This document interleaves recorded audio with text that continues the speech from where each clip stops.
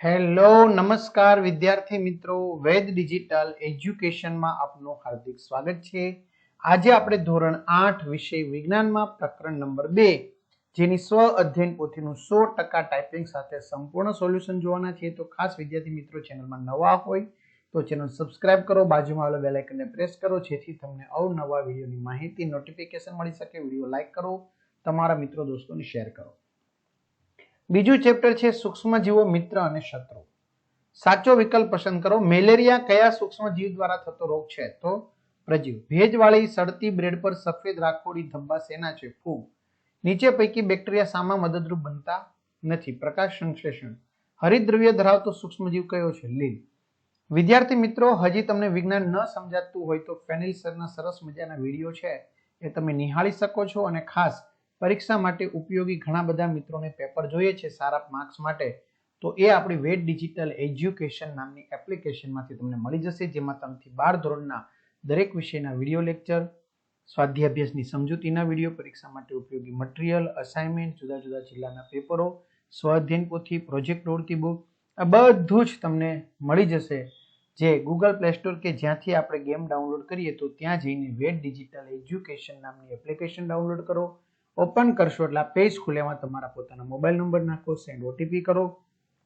4 આંકડાનો OTP નાખશો એટલે pad કોર્સમાં જુદા જુદા પેડ પ્લાન, એક્ઝામ પેપરમાં પેપરો, 3 થી 12 માં 3 થી 12 ના વિડીયો, તમારું ધોરણ પસંદ કરી વિષય પ્રમાણે પાઠવેલ વિડીયો નિહાળી શકશો. ફૂગનો ઉપયોગ નીચે પૈકી શામાં થાય છે? આપેલા તમામમાં. ખાલી જગ્યા પૂરો. દૂધને દહીંમાં પરિવર્તિત થવા માટે લેક્ટોબેસિલસ બેક્ટેરિયા જવાબદાર છે.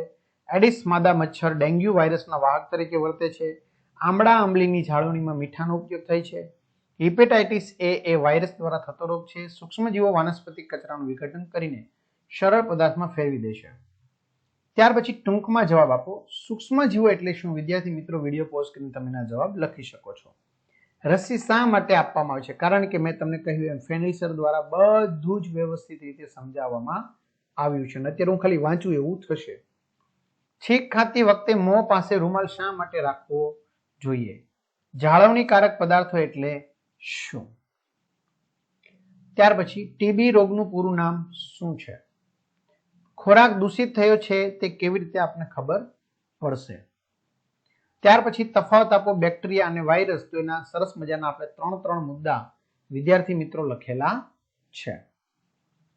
ત્યાર પછી લીલ અને ફૂગ, એમનો પણ તફાવતના સરસ મજાના બંને બાજુ આપણે 3 મુદ્દા લખેલા છે. પણ ખાસ યાદ રાખવાનું, વિરોધી મુદ્દા હોવા જોઈએ, જેમ કે સ્વાવલંબી તો પરાવલંબી એમ.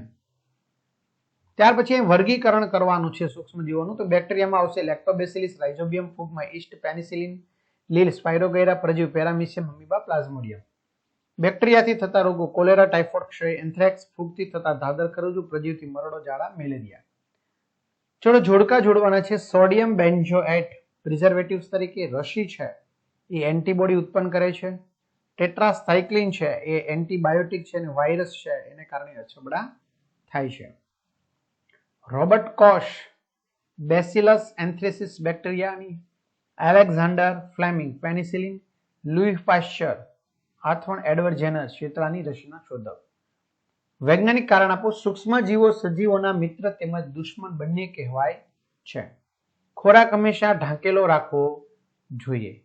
બરાબર. આગળ, લીલ સ્વાવલંબી સજીવ છે. પાલતુ પ્રાણીઓના ખોરાકમાં એન્ટીબાયોટિક્સ ભેળવવામાં આવે છે. ત્યાર પછી માગ્યા મુજબ પર્યાવરણના શુદ્ધિકરણમાં સૂક્ષ્મજીવોનો ફાળો શું છે એ સમજાવો.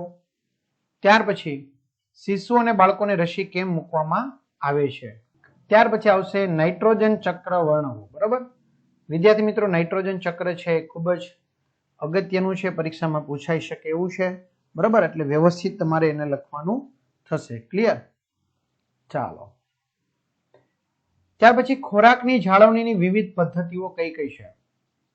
5મું, જરૂર ન હોય ત્યારે એન્ટીબાયોટિક્સ લઈએ તો શું થાય? વિડીયો પોઝ કરીને બધા જવાબ લખવાના છે. પાણીથી થતા રોગોથી બચવા તમે કયા કયા પગલા લેશો? હવાથી ફેલાતા રોગોથી બચવા તમે કયા કયા પગલા લેશો?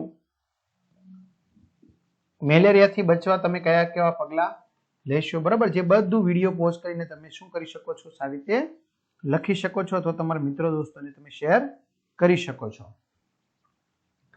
ટાઇફોઇડથી બચવા તમે શું કરશો? 10મું, ઓરી અછબડા ન થાય તે માટે શી કાળજી લેશો? બરાબર, વિડીયો પોઝ કરીને લખવાનું. 11મું, તમે લીંબુ પર ટપકા જોયા હશે. આ રોગ કયા સૂક્ષ્મજીવ દ્વારા થાય છે અને તે શાના દ્વારા ફેલાય છે? 12મું, ફૂડ પોઈઝનિંગ વિશે ટૂંકમાં સમજાવો. બરાબર, આ ખાસ આપણે જોવાનું છે, નહીતર વિડીયો ઘણો મોટો છે એટલા માટે. ને ચલો નીચેનો ફ્લો ચાર્ટ પૂર્ણ કરો. તો વિદ્યાર્થી મિત્રો, આ જે નાઇટ્રોજન ચક્ર છે, આ નાઇટ્રોજન ચક્રનો ફ્લો ચાર્ટ અહીંયા આપવામાં આવેલો છે. બરાબર, જે તમારે વ્યવસ્થિત જે જગ્યા ખાલી છે એમાં તમારે લખવાનું છે. ક્લિયર? મેંદાની કણકમાં ઈષ્ટની વૃદ્ધિ દર્શાવતી પ્રવૃત્તિ વર્ણવો. આ પ્રવૃત્તિ છે એનું સરસ મજાનું વર્ણન કરેલું છે. ત્યારબાદ નીચેની પ્રવૃત્તિ કરો. તમારા ઘરે જુદા જુદા ખોરાકની જાળવણી કેવી રીતે કરવામાં આવે છે તે વાલી પાસેથી જાણી નોંધ તૈયાર કરો. જેમ કે રેફ્રિજરેશન દ્વારા, સુકવણી દ્વારા, મીઠું અને તેલનો ઉપયોગ કરી, ખાંડનો ઉપયોગ કરી. બરાબર, તો આવી રીતે તમે જવાબ છે વ્યવસ્થિત રીતે લખી શકો છો. તમારા નજીકના આરોગ્ય કેન્દ્રની મુલાકાત લઈ નાના બાળકોને આપવામાં આવતી રસી વિશેની માહિતી એકત્રિત કરો અને આ કોષ્ટક છે એ તમારે પૂર્ણ કરવાનું છે. બરાબર, ત્યાં જુદી જુદી રસીઓ છે અહીંયા દર્શાવવામાં આવેલી છે, એનો સમયગાળો છે, એનું મહત્વ શું છે એ બતાવ્યું છે. ચલો ફકરો વાંચી રમેશ અને મિહિરનો અને પ્રશ્નોના જવાબ આપો. પહેલું, ઓરી અછબડા, ટીબી જેવા રોગગ્રસ્ત વ્યક્તિનો શા માટે સીધો સંપર્ક ટાળવો જોઈએ?